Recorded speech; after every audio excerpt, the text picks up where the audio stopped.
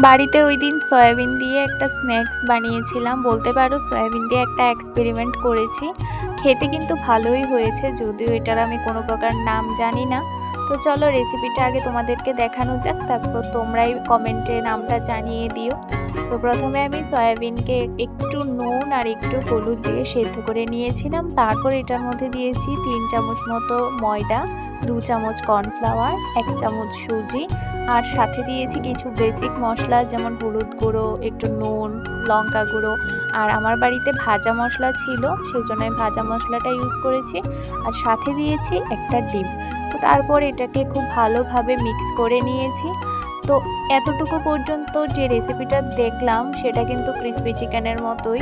এরপরেও যেটা দেখবো সেটাও ক্রিসপি চিকেনের মতোই কিছুটা, কিন্তু এটা কিন্তু ক্রিসপি হয় না, একটু জুসি হয়।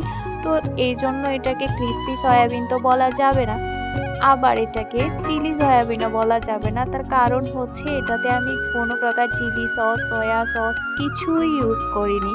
তো যাই হোক, তোমরা অবশ্যই আমাকে নামটা একটু জানিও যদি তোমরা এর কোনো নাম দিতে পারো আর কি।